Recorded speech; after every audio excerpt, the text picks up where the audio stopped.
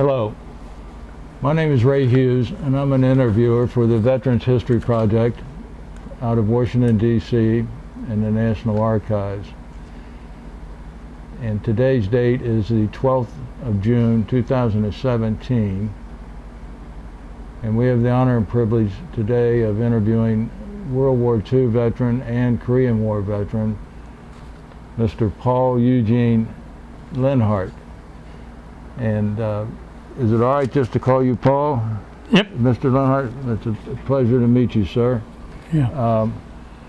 Paul, if you would, tell us when you were born and where you were living when you were born.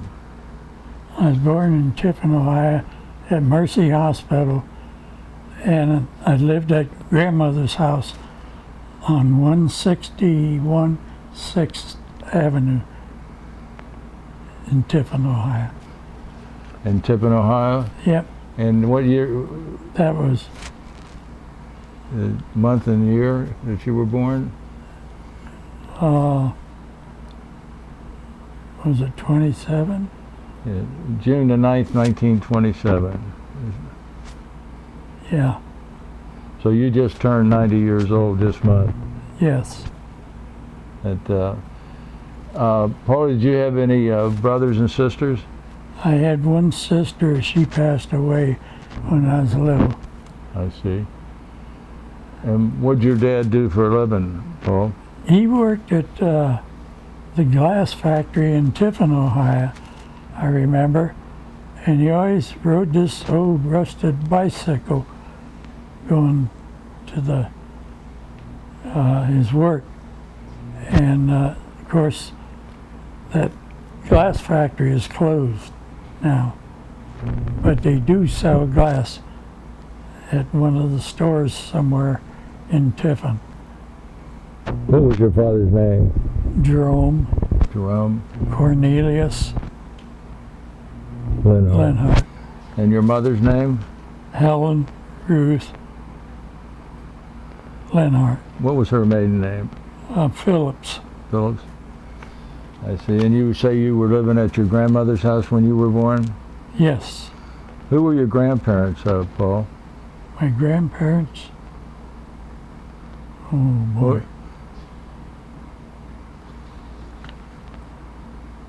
Your grandmother's house, you were living there when you were born. What was her name? Susan. Susan was her name. Of course, her husband passed away, you know. Well, see, I can't remember that back then, you know. Yeah. Where'd you go to school at then, Paul? I went to school at St. Joseph's in Tiffin, Ohio. What grade school? Yeah. And 1937 I moved to Lima, and I went to school in Lima here. I see. And what high school did you graduate from? I did not graduate. I went to the 10th grade, and I go out and start working different places. I see. Where did your dad work at here in Lima? He worked at the Lima Locomotive Works, and that's gone. What jobs did you have here in Lima? My jobs, I worked at the Lima Memorial Hospital in the laundry, and then I went to Davison and Enamel plant to work, and I worked there, and the union come in there. We was working long hours, Mm-hmm. and they cut us off like that, 40 hours a week. I was loading semis, trucks. Mm-hmm. Yeah. And then I worked at the cheese factory in Lima, Swift and Company, back then. when we moved to Lima. And then I made cheese, butter, and cottage cheese, and then they had casing, which you knead together like bread, in the vats. Uh-huh. And what they did with that, they put it in a barrel and ship it to some place and made buttons out of it. Shirt buttons. Is that right? Yeah. Yeah. I remember that. Then I dumped milk, and then I worked in the butter, the churns, the 1,000-pound churns in Lima here. And that was hard work. When you come home, there was butter all over your shirt, t-shirt. You smelled like a butter. You remember what they paid you to do that kind of work in those days? I started at 40 cents an hour. 40 cents an hour. Then I had a boss that he promoted me to 10, maybe 10 cents or 5 cents more. And then I come home at nights. I'd be so tired working in that dairy. And then I went, let's see,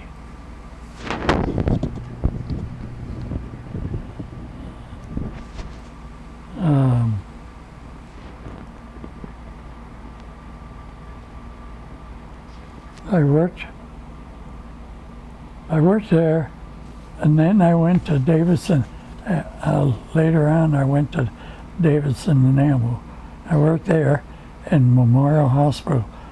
As soon as I got off out of the laundry over there, I come back and worked at Davidson and Amble.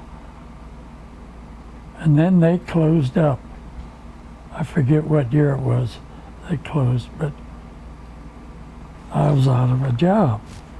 So I went looking, and I went to a nursing home here in Lima.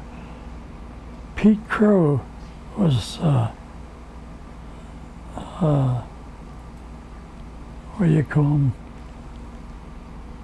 The boss at Superior Coach.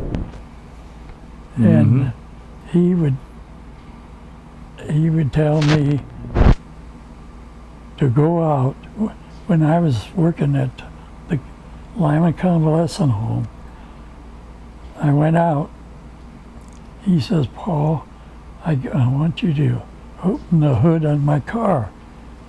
I said, why? He said, it's something rattling in there. And we opened it up, and here was a bunch of nuts in there. Regular nuts, huh? Yeah. Walnuts. Yeah. The squirrels put them in there. Yeah. He didn't have anything wrong with his motor, though. No. Oh, one of the questions I usually ask somebody that's your age is, do you remember Pearl Harbor Day, and where were you at when it happened, and how did you hear about it? I heard it on the TV. Pearl Harbor Day. Yes. And on the radio, too. Pearl Harbor.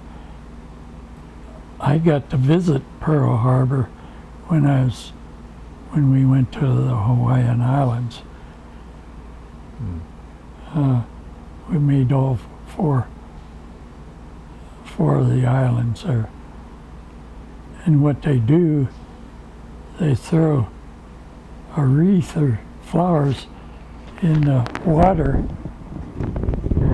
at Pearl Harbor there. I remember that.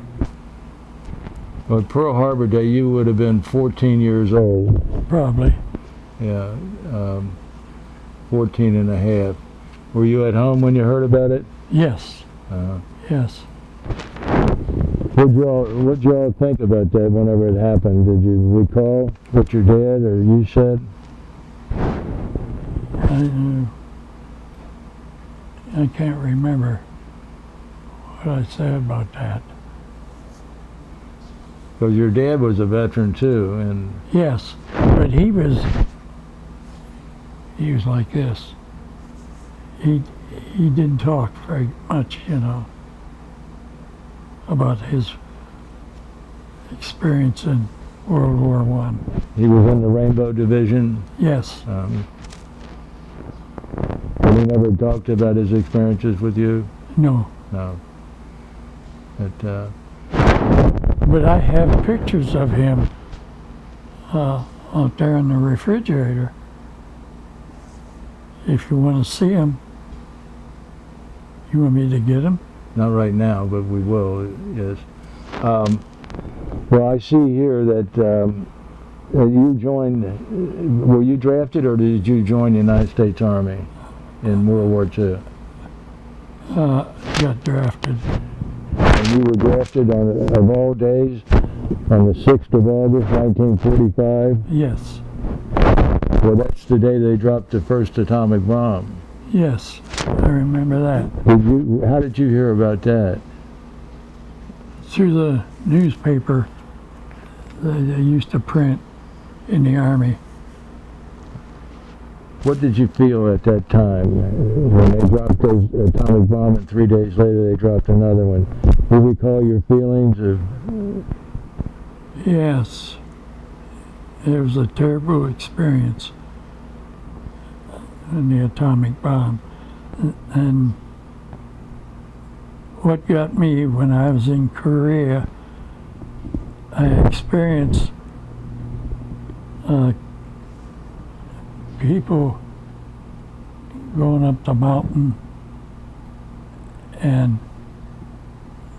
the colonel, we had one colonel, he demanded that you salute him on the battlefield. And us GIs didn't like that, saluting in the battlefield. And then in Korea, my sleeping sack, I got up and there was voices. I got up and had my coffee that morning, and all of a sudden, zoom, right there. And if I was have been in that, I would have been wounded. It would cut me in two, right in my left leg, in my sleeping bag. Artillery shell? Yeah, yeah, Wow. yeah. If we could, let's go back to August when you were first went into the Army. Were you in some way glad that we dropped the atomic bombs and Yes, yes, to because stop the war. you would have been right in the Pacific joining in, fighting the Japanese Yeah, if they hadn't have dropped those bombs. yeah, I would have. They was going to transfer us, our division, to the islands, you know. But when the war was over, they didn't do it. Where did you go to boot camp at? Camp Fannin, Texas. And 17 weeks training before before we left Camp Fannin? Camp Fannin, Texas. And what the government, what happened, I remember they took the butter and put it down the sewer. Got rid of it. And then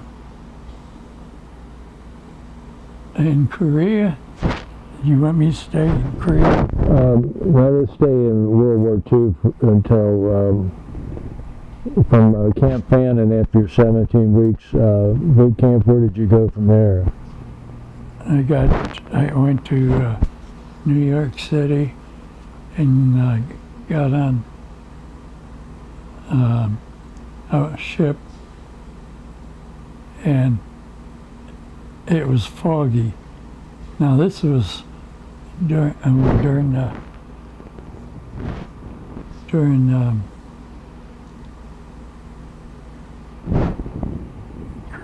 the Korean War.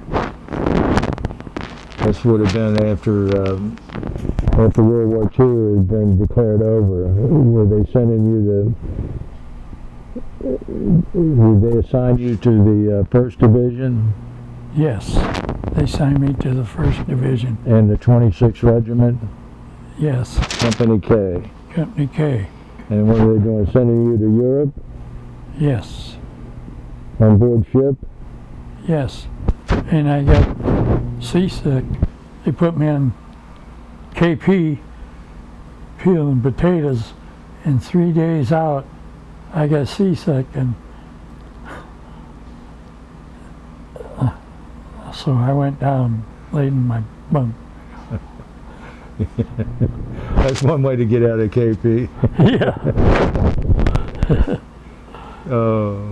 Did you go directly to land in France or England whenever you... Lenhart, France. Lenhart, France, yeah. And I could smell burnout buildings, you know, when we landed there. And then we went into Germany then. And I was stationed at Augsburg, Germany for a while. They shipped us around, you know, and then they took what was it?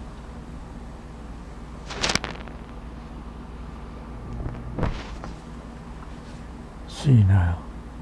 That's all right. You just take your time. Now you're with the 1st Division while you're in Germany. Where was it in Germany? I say you're with the 26th Regiment, 1st Division while you're in Germany. Yes. Yeah. And you remember what cities you were stationed at or near? I don't remember that, but I remember at the war crime trials, Firth. So you got assigned to Nuremberg war crime trials? For about a month and a half. Tell us about that, if you will, in some detail, if you can. Well, we pulled guard duty, and there's 4 tiers in this prison. And down in the basement, they had a torture chamber down there.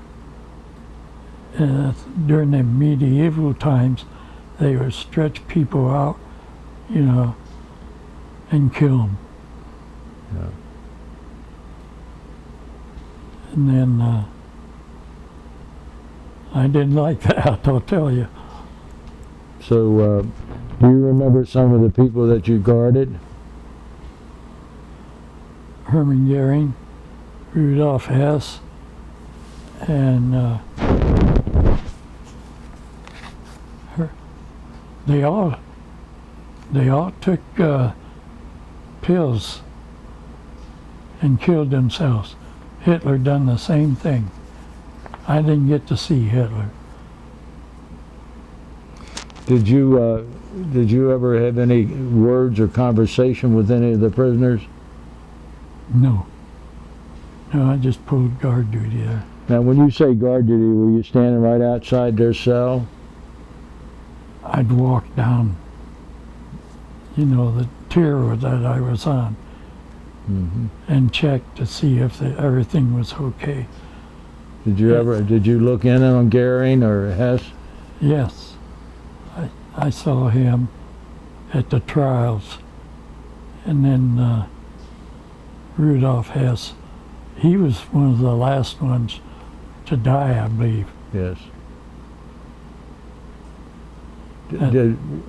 what were your feelings while you were guarding these people?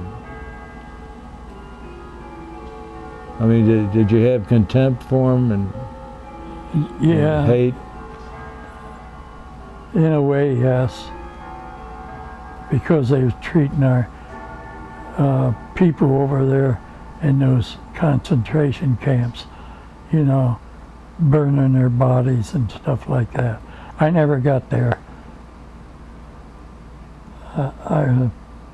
Several years ago, me and my wife went back to Nuremburg, and I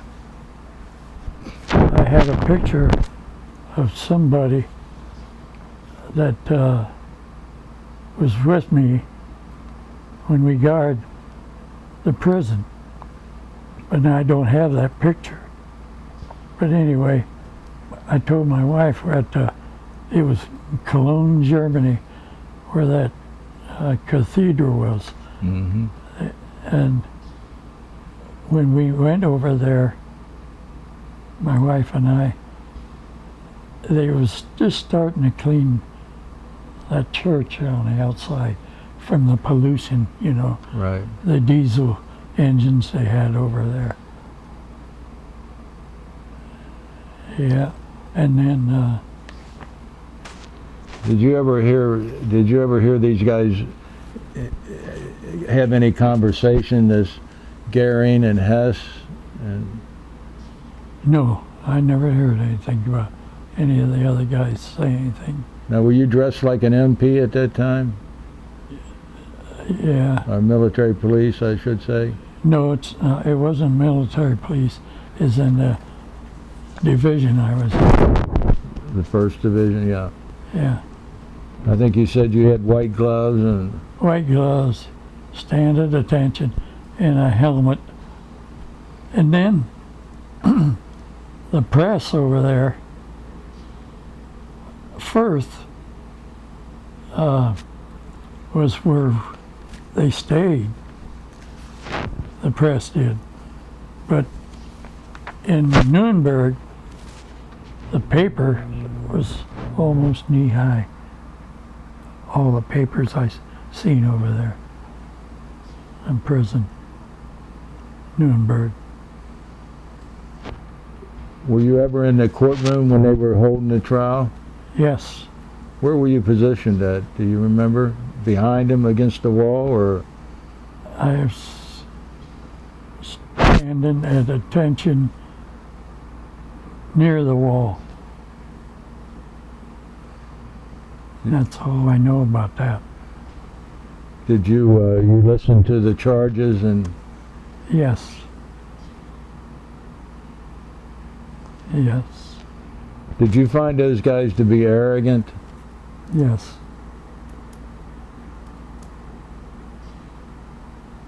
Do you remember anybody you served with there as a guard? Well, there was a regular Army guy. When it was time for somebody to come home, they miss him. They miss him 4 times before he got to go home. That's all I know. And I lost. And there was a guy in Lima here shouting. He didn't want to go on the battlefield over in Korea, though. And he shot himself in the hand. He didn't want to get on the front lines. I never will forget that. We'll get to him after we get finished with this trials. Do you remember any of the guys you served with that were guards? Their names or anything? Yes, there's one over in Indiana. I forget his name. But,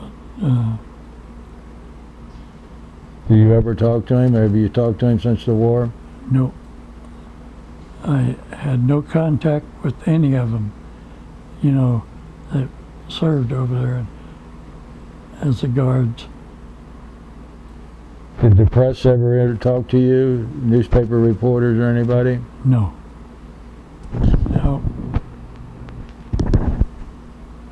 They might have in some of them, but I never got to talk to any of them.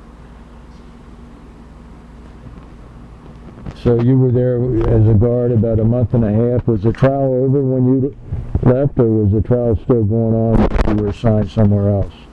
I was assigned somewhere else at the trials.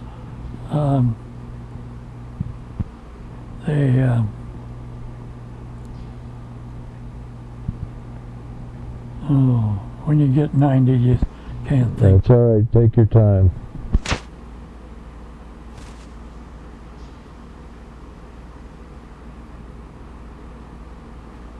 There's one guy in Findlay, Ohio. His name was Laurici or something like that. I think his father owned a car dealership there. Where at? In what town? During the Korean War. I mean, what city? I mean, not the Korean War, but Nuremberg. Yeah. What city was he from? Findlay. Finland. And you think his name was Laurici? And they had a dealership? Yes. Did you ever talk to him after the war? No. Or after World War II? No, never saw any others. Where else did you pull duty then in Germany and Europe after your guard duty at the Nuremberg trials? All over Germany. I forget how many places we went. They shipped us around different places. Where? I remember one time we was on a 2.5 truck and we got stuck in the mud over there. Yeah. Did you go to see all the cities that were bombed out? All the German cities that were bombed out, from the air raids and war? No, I never got to see all the cities. But when we got home from Germany, Bremerhaven, it's on the North Sea. Mm-hmm. And they served 10,000 troops an hour. Wow. It was cold off of that sea, It was February when I came back. Did you ever go to Regensburg or Moosburg? Regensburg? Yes. That sounds familiar. I probably did. Yeah. And when did they send you home through Bremerhaven? February. I forget what year it was.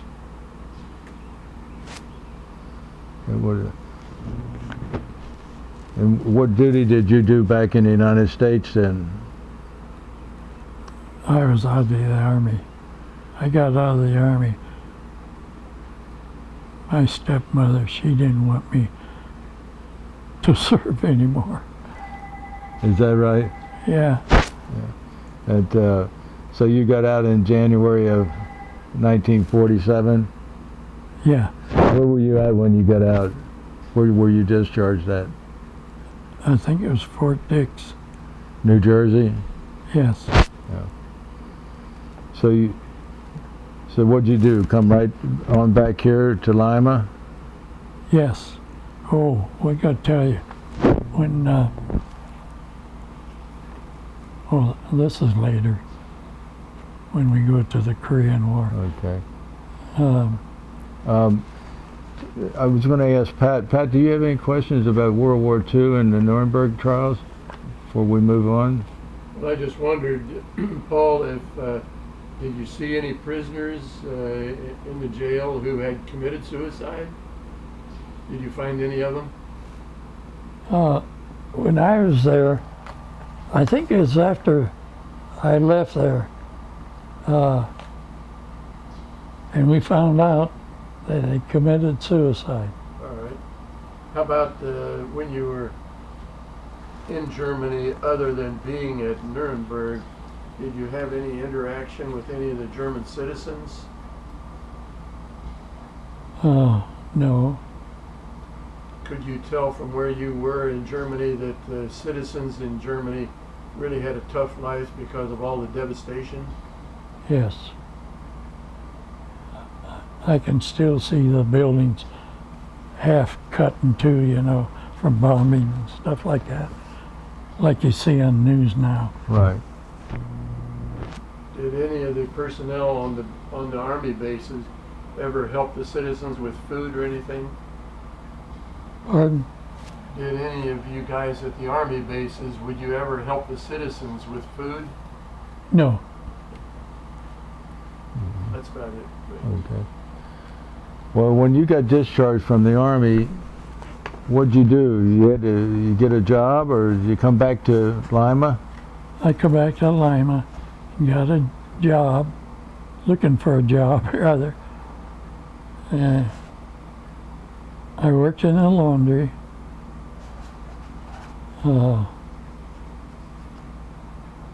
Memorial Laundry, and that was a job. That was 108 degrees in that when they wash them clothes. And I never will forget one gal told me, see, they wash baby diapers there in Ivory soap. And she says, you probably wash my son's diapers. I never forget that. Oh.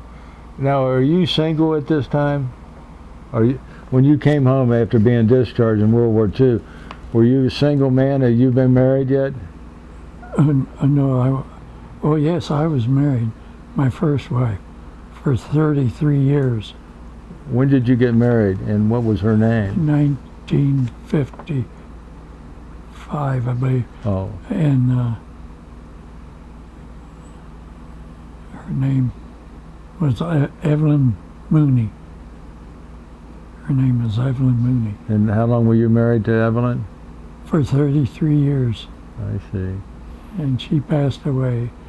And then when I went to work over here at the convalescent home, it's just one block down the street here, for 29 years, and I met my second wife. And what's her name? Janet. Mm-hmm. Yeah. When did you marry her? Do you recall?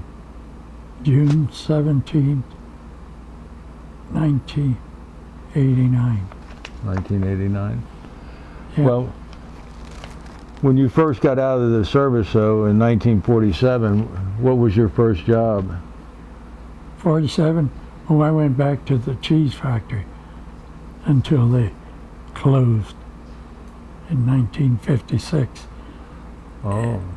And So- Swift and Company is on East Wayne Street, and Metal Gold was on the west, and that's no more.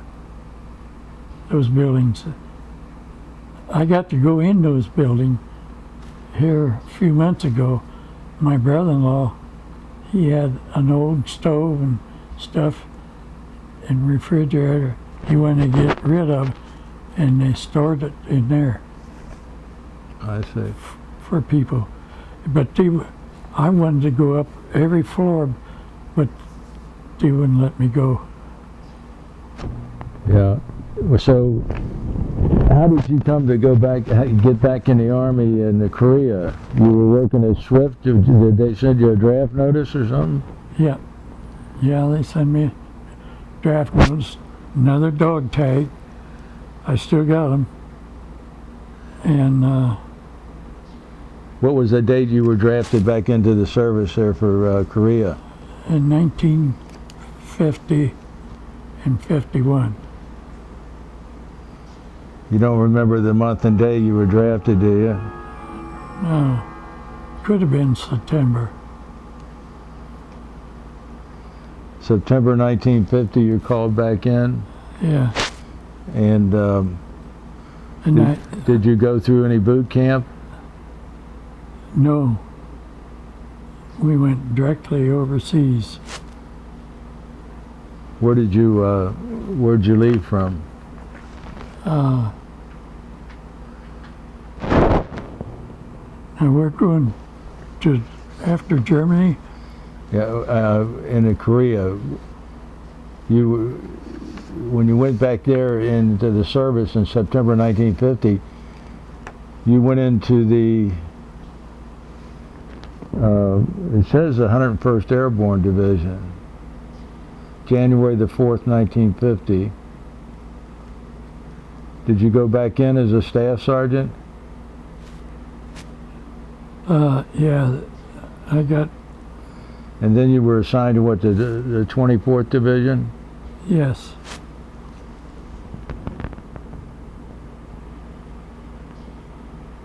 Where did you leave the United States from? What city did you leave to go? And did you go directly to Korea or did you stop in Japan? we went from Tokyo on a train, clear down to Sasebo,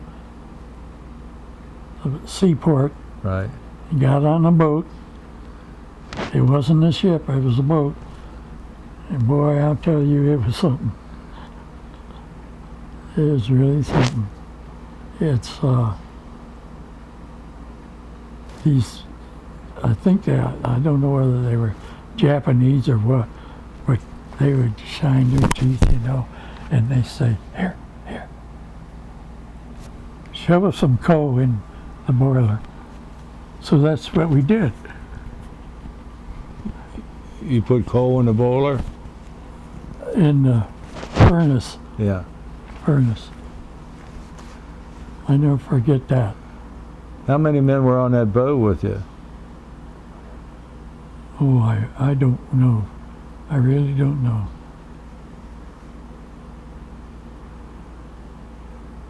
And, Might have been a division or something. and where'd they take you to?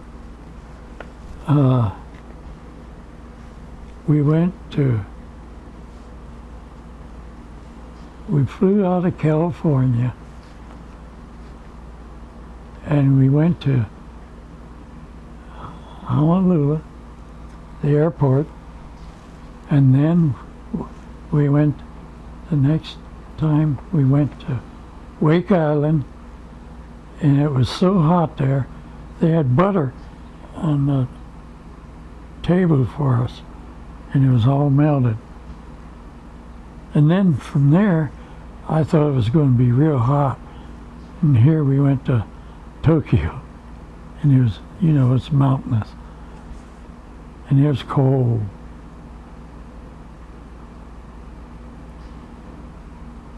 And No, from Tokyo, you went to Sasebo, yeah, and then from Sasebo, did they take you to Korea? yes, Do you know where you landed in Korea? Busan, Busan, in the southeast. yeah. And how soon after you got there, did they send you into combat? When we first got there, we got organized, and then we went into combat.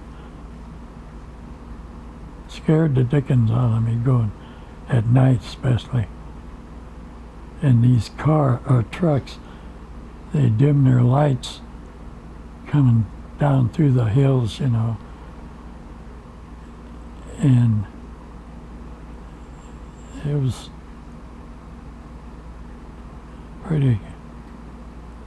pretty scary. And one of my buddies over there, he got killed over there.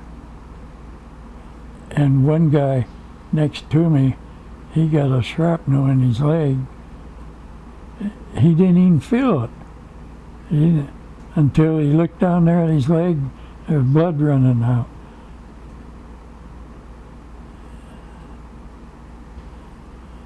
And then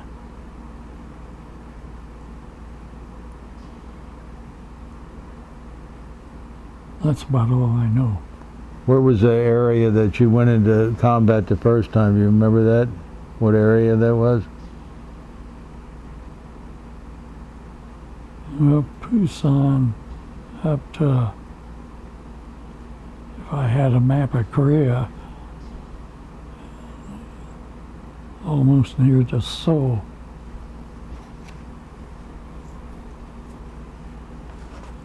Korea. Mm-hmm.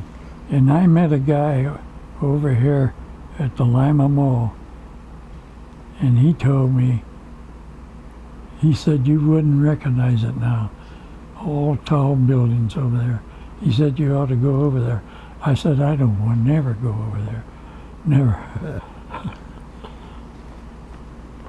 You say here on the application that you were in 3 major battles over there, Yes, and that was with the 24th Division? yes. What regiment? Do you remember the regiment you were in? I think it was the 26th Infantry Regiment.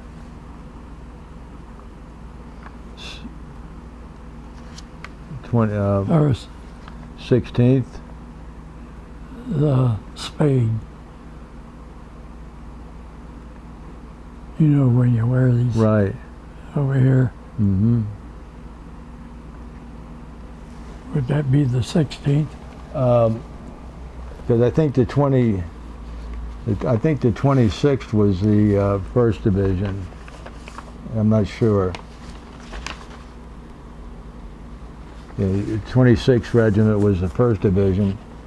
But can you tell us about the different battles that you were in Korea? Well, we went, one place we went, one guy caught a hog. Shot us a hog, and this captain says, you bring that down tomorrow, we'll have a feast. So we took that hog down there, and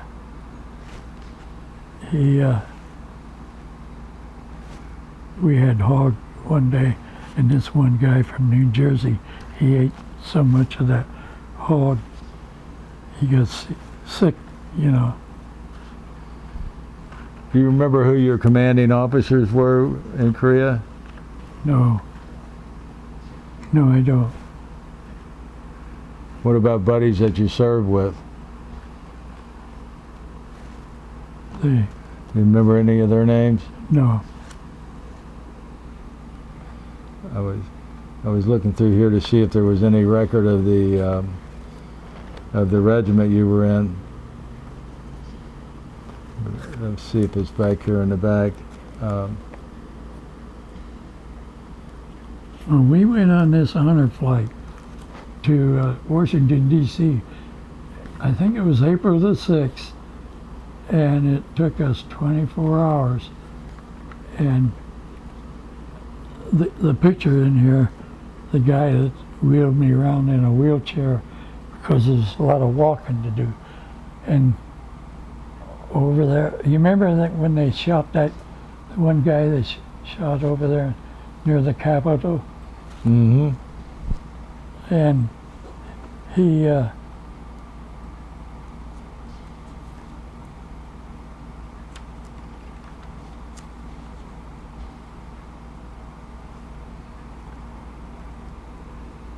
Were you wounded while you were in Korea?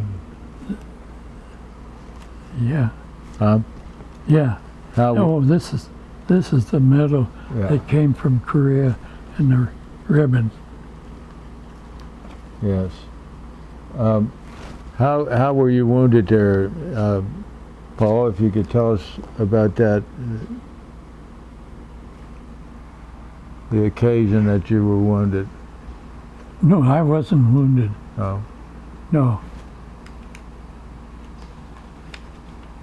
Do you remember any of the names? Did they name those battles when you were in them over there? I think they did, but I don't remember them. That's been so long ago. Uh-huh. Yeah. Did you ever go into North Korea? No. Well, when we first got there, we went up there. MacArthur, he wanted to go clear up there. Well, they pushed him back clear down to Seoul.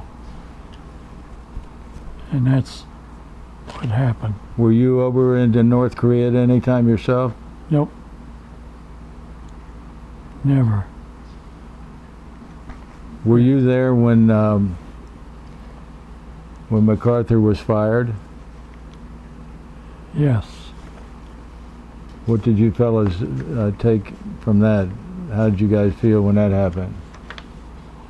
I thought he was a good general, but Truman thought otherwise. Right.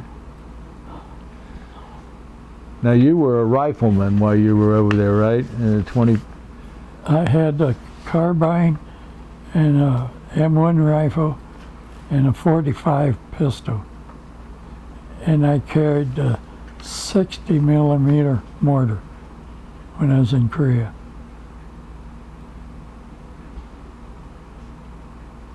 Were you there before he invaded at Incheon or afterwards? Incheon was, that's the north. Right. Yeah, I was there, but I wasn't near Incheon. But MacArthur, he wanted to go clear up there. And then the Chinese come in there and help, you know. Now, were you fighting against the Chinese also? Yes. Can you tell us about some of their tactics? They came down and we shot a lot of people there. And they, barbed wire, they was hanging over the barbed wire, deader than a doornail. I never will forget that.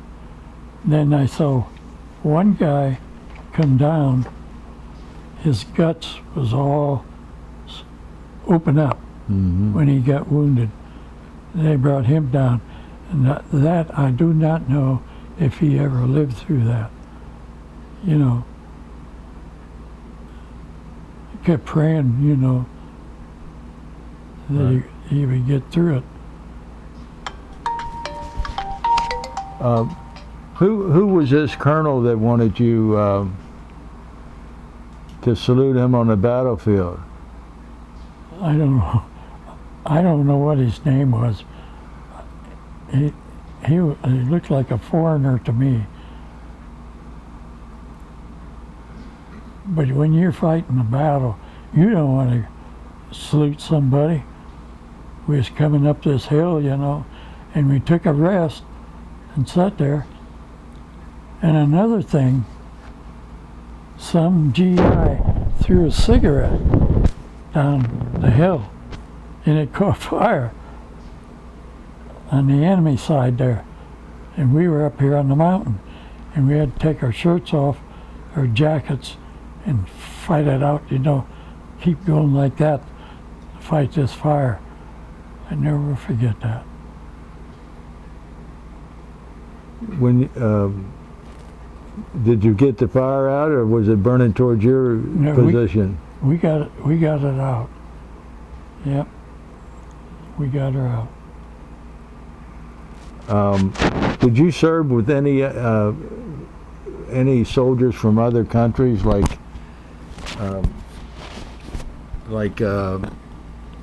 the United Nations troops there? Australian. Did you? Yeah. How'd you get along with them? Okay. What about Korean troops? I got along with them. And then I never forget when you pulled guard duty when I was there. And they were people coming towards that gate. And all of a sudden, we pushed the gate open and they come in. We thought they were the enemy, but they weren't. That's all I know about that. Now, you were fighting against the North Koreans and the Chinese, is that right? Yes. Yep. And what rank were you at this time in the Army? I was a PFC, and then I got promoted to a staff sergeant. Mm-hmm. And I had on the ship coming back, I had the details to get the ship cleaned up, and then we'd have our T-bone steak when we come back in San Francisco. You know, you show here that you got 3 Bronze Stars that you were awarded while in Korea. Yeah, That means that you were in 3 different battles over there. yeah. Do you remember where they were, the locations of those battles, or the names of them by any chance? No, I don't know. And that's all with the 24th Division? Yes, What is LUSAC? L-U-S-A-K. I don't know. CIR 125, 1951. There must be some type of a campaign Probably. ribbon. I don't recognize that, but that doesn't mean anything. I don't recognize a lot of stuff.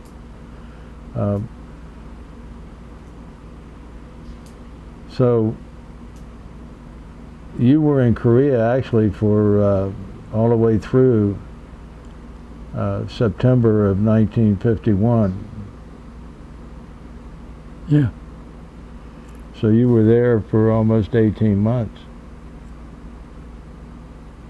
yeah. You were very fortunate to get out of there without being wounded. You had the 24th Division had a lot of casualties, didn't they? Oh, yeah.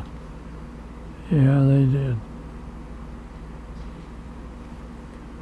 Did you ever stay in touch with anybody from the 24th after you got home?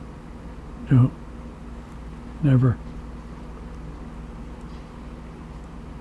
So when you got discharged, did they send you back to Hawaii on the way home, or? When I got discharged from September of 51. Tokyo, Japan, clear to San Francisco, and every day we sailed that ocean is a beautiful day. Every day, except the last day, it got high winds, started blowing around, you know. You didn't get seasick again, did you? No, never got seasick. So what did you do? Come back to San Francisco? Yes, Were you discharged there? yes. Uh-huh. No, wait a minute. I was discharged at Camp Atterbury? Atterbury, Yeah, in Indiana. Indiana. Yeah. That's where most guys went to be discharged at that time. And Pat, do you have any questions? I have a couple. Pat Allen, our cameraman today. When you were over there in Korea and doing your fighting in South Korea, did you get any nighttime battles with the North Koreans and Chinese? Yes, How was the night fighting? How did that go? it was pretty tough. I mean, they sent an observation man down the hill, sat there in a foxhole, and then we were up here on the mountain and just start fighting, you know. That's it. Well, did the Chinese and the Koreans just come in droves, or they just wave after wave of Chinese that came at you? Yeah. And you said you carried a mortar. Did you fire the mortar, or was somebody else firing the mortar? No, I fired the mortar. And I fired, the first time I fired the mortar over there, it was straight up, and I thought we was going to get hit.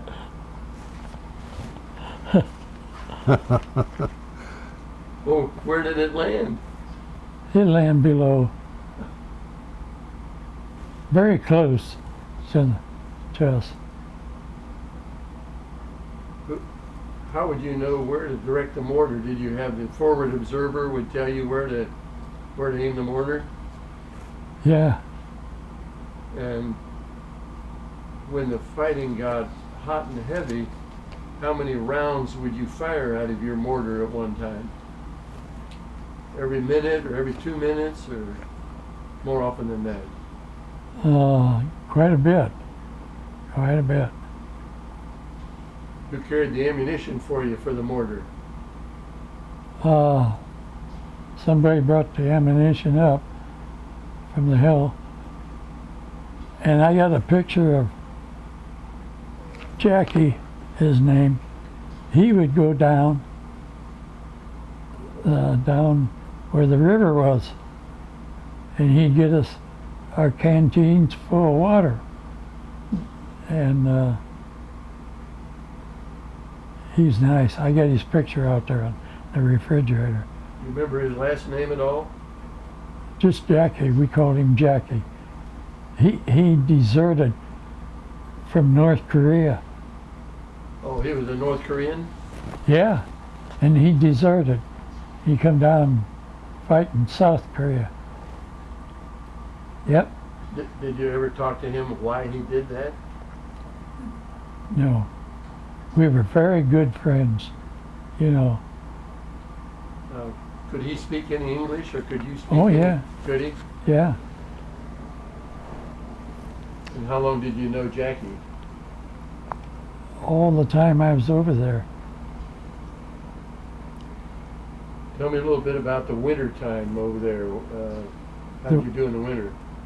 40 below zero up on the mountains. And some of the GIs would throw their overcoats, you know, them long coats, throw them overboard. And when they get up on the hill, they don't have nothing to keep them warm. Did a lot of fellows get frostbite? Oh, yeah. Did you ever come close to getting frostbitten? Yeah. What did you do to avoid that? What did I do?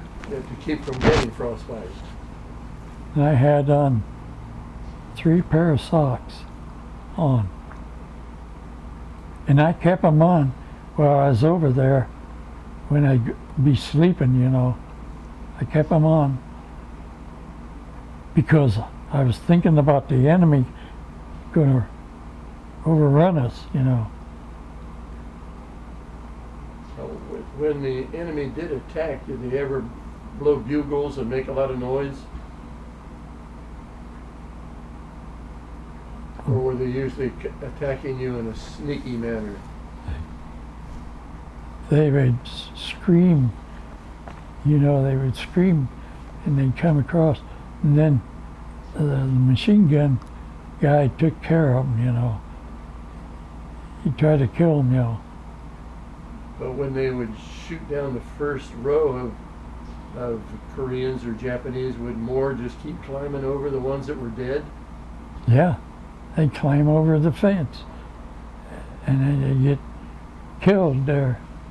But they would keep on coming, the other ones behind them would keep coming? Yeah. Was that pretty scary for you? Yes. Did you yourself ever run out of ammunition because of all the firing? Yes. What did you do then? I didn't do nothing until they get the ammunition up there. And what did you do? Were you in a foxhole or what were you in? Yeah, I was in a foxhole, and then it rained one night, and the water got about that deep. Pretty. Did you have to do any fighting in the water in the foxhole? Oh yeah, yeah. Ray had asked you about fighting with the Australians. Were they pretty good fighters? Yeah. You mentioned that one of the fellows shot a hog. Did the owner of the hog know that the U.S. had killed the hog? I don't know whether they found out or not. But we had a good feast. I think that's about all I have, Ray. Yeah, well, you were there for Thanksgiving in 1950. Did they serve you a Thanksgiving dinner?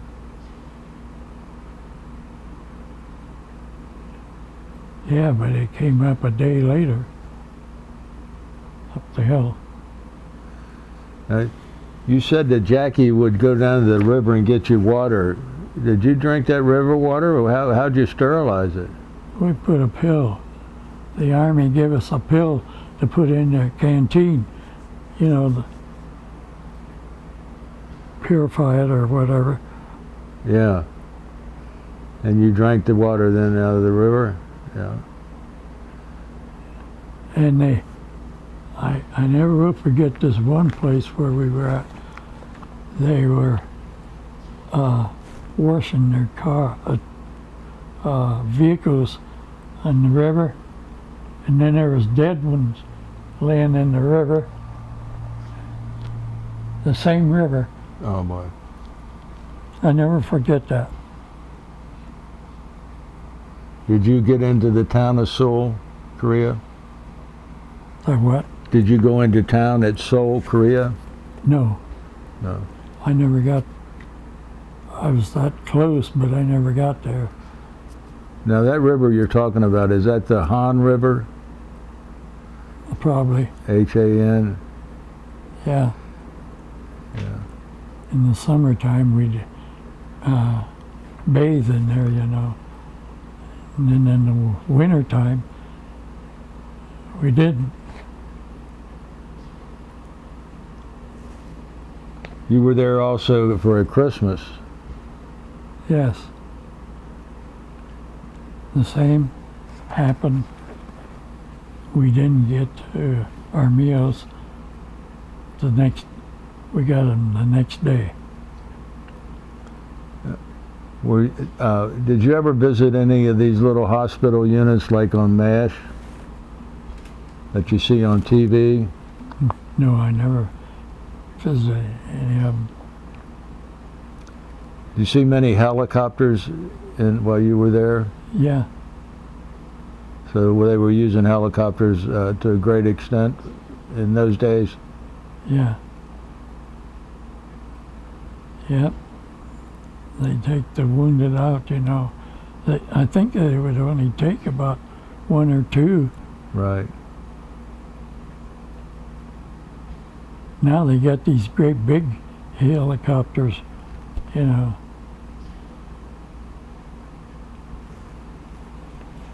Yeah.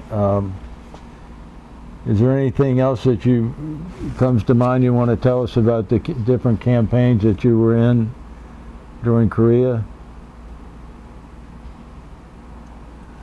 That I know of. Paul, let me ask you a couple more questions. What's the closest the enemy ever got to you personally? Oh, I'd say about 100 yards. About a football field? Yeah. And did you ever have occasion to save any of your buddies or to assist any of the wounded fellows in your division or regiment? I didn't, but that one I was telling you about had his guts open, you know. Right. They carried him down on a stretcher like down those hills. and I could see he was on a machine gun, and I could see something blowing up, you know, when he got wounded. Well, you were in your sleeping bag at one time and you got out of it and then it got hit by a shell. Right? Yeah, Did anybody else get injured by that shell blast? I don't think so. I remember it was the left leg. If I would have laid in there another minute or two, I would have got wounded. Now, did you know what kind of a shell it was? Was it a mortar shell? Was it a hand grenade? Or do you know what it was? I think it was a artillery shell. Okay.